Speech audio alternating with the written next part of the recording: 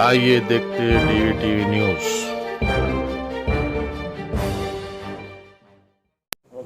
भाई मिल गया frame. Cut ठीक है। Okay sir.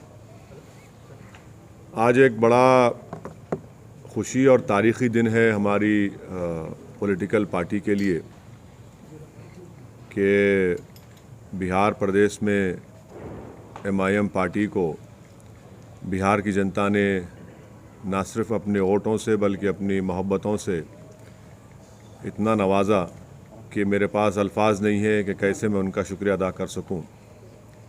मगर मैं सबसे पहले अल्लाह सुब्हाना व तआला का शुक्रिया अदा करता हूं कि अल्लाह के फजल व करम से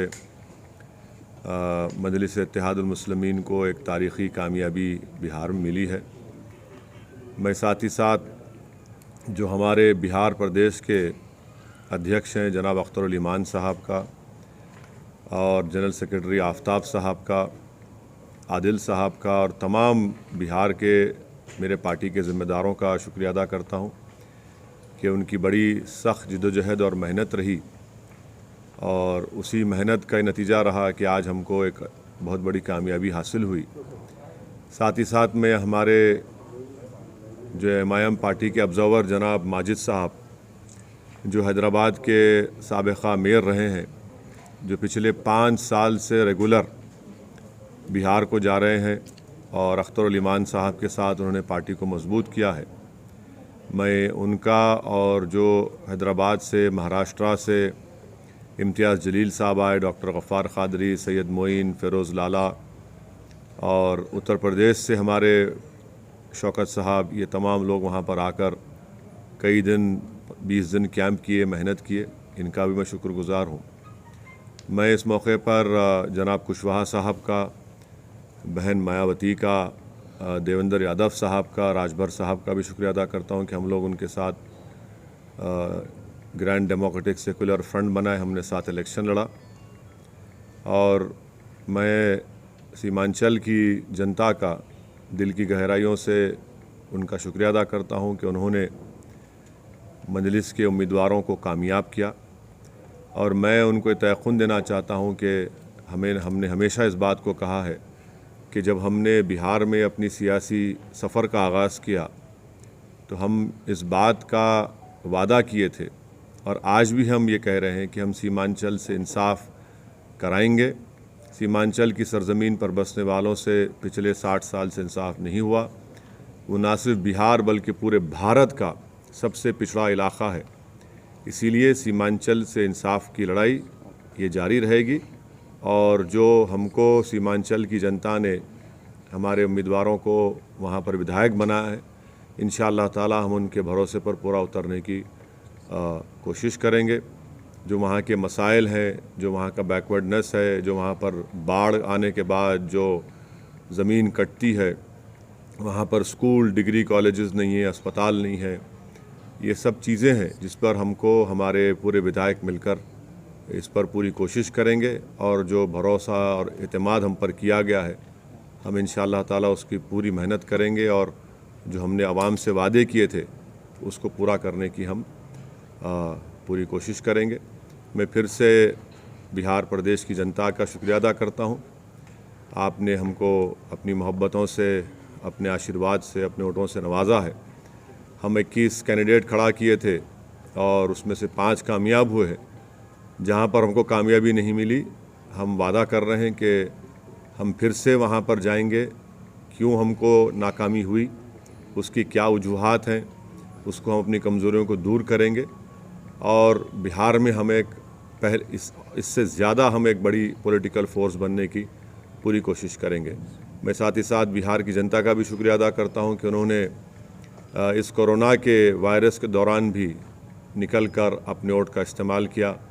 ये बड़ा ही उनका बेबाकी का काम था और बड़ा ही बहादुरी से उन्होंने निकल कर भारत की जमहूरियत को, बिहार के जमहूरियत को इलेक्शन में हिस्सा लिया। मैं उनका भी शुक्रिया अदा करता हूँ।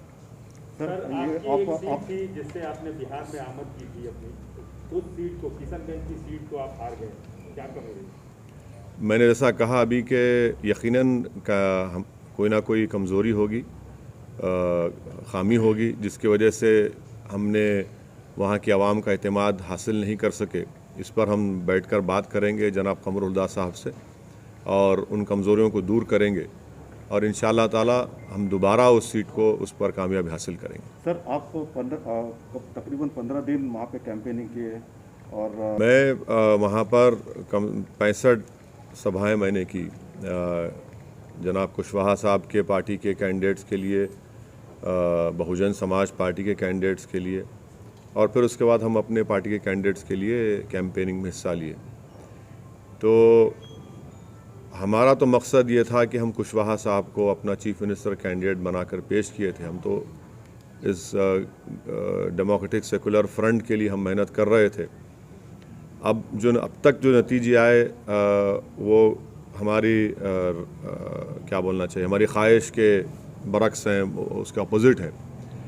अब जो नतीजा है जो भी है, अब तक जितना आया, अभी काउंटिंग चल रही है, ये तो बिहार की जनता का फैसला है और जमहूरियत में आवाम का फ़ैसला जो होता है वो नतीजा वही निकलता है।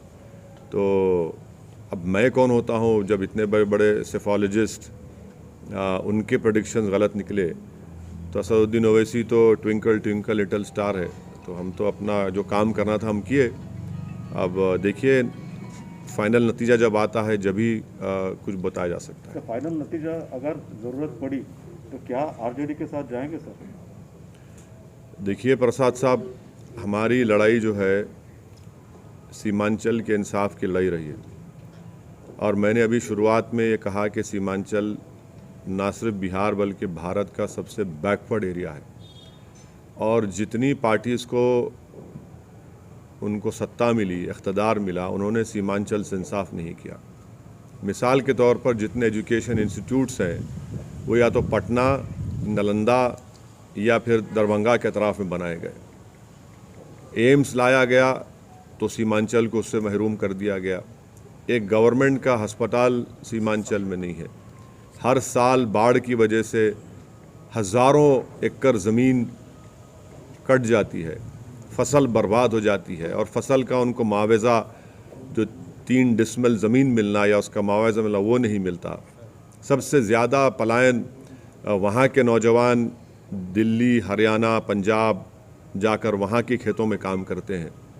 तो इसलिए हमारे लिए सीमांचल का डेवलपमेंट और मैंने आपको याद दिलाना चाहता हूँ कि बहैसियत मेंबर ऑफ पार्लियामेंट मैंने एक प्राइवेट मेंबर्स बिल भी पार्लियामेंट में दिया था कि आर्टिकल 371 के तहत एक रीजनल डेवलपमेंट काउंसिल बनाया जाए, जिस तरह हैदराबाद कर्नाटक रीजन में बनाया गया था, क्योंकि जब तक वो बनता नहीं उस इलाके से इंसाफ नहीं होगा। तो सीमांचल के इंसाफ की लड़ाई हमारे लिए बहुत अजीज़ है, बहुत क़रीब है और हम उस लड़ाई को जारी रखेंगे। आपके सवाल का जवाब उसी वक्त दिया जा सकता है जब पूरे रिज़ल्ट सामने आ जाएंगे, किस पार्टी के पास कितने एमएलएस जीते, उसके बाद हम फैसला लेने के मौक़िफ़ में रहेंगे। मगर मैं आपको इतना बताऊंगा कि हमारे जो 5 एमएलएस हैं और हमारे जो बिहार प्रदेश के अध्यक्ष हैं जनाब अख्तर मान साहब, मैं उनसे भी बात करूंगा, उनसे भी हम लोग बात करके उनसे पूछेंगे, उनका मशवरा लेंगे और उसके बाद जब सामने पूरे नतीजे आएंगे वो देखकर फिर कुछ फैसला लिया जाएगा। अभी इस पर मैं कैसे बताऊंगा? अब देखिए इफ्स एंड बट्स में मत बात करिए, जब पूरा नतीजा सामने आ जाएगा। अभी भी काउंटिंग चल रही है, अभी 60-70 लाख वोट अभी काउंटिंग होना बाकी है। तो हर पार्टी के पास कितने एमएलएस हैं, कौन वो मैजिक नंबर 122 को पार करता है, वो देखना पड़ेगा। जैसा कि आपने बोला